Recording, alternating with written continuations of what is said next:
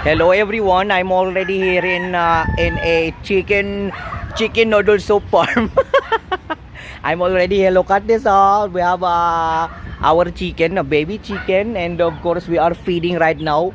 Inside is a small chicken, and of course right now I am having this opportunity to interview our phoenix.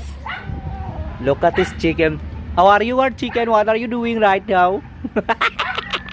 Can you talk to me, chicken? I'm already here because I'm feeding all of my chicken because as of now we have pandemic and we need to really cope up with all of the challenges right now.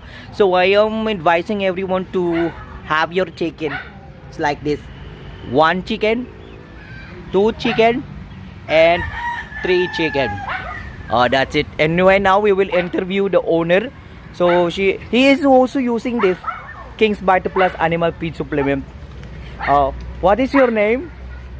Jubin Kalabaw. Jubin. You've been using it for how many times? What is the effect of the what you call that King's Vitaplus in your chicken? Your chicken is alive? Yes, it's alive.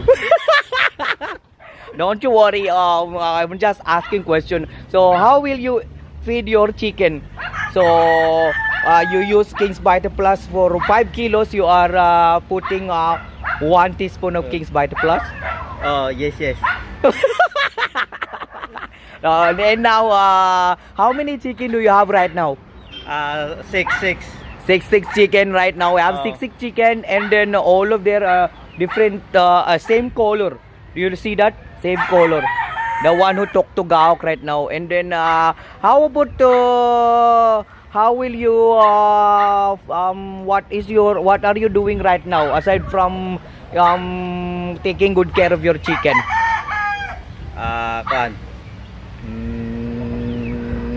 Yes, you are also in construction.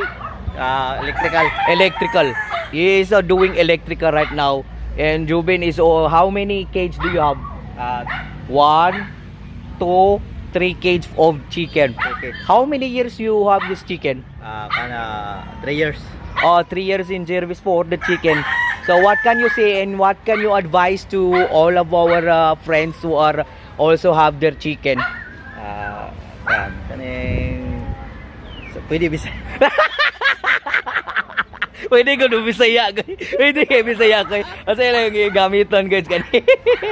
Gamito na to aron para sa vitamin sa manok aron gwapo ang kaon nila o mugwapo ang ilang lawas. Gapong lawas na manok. Oh. Kanya dili sila magsakit. Dili po sila magsakit. Healthy sila.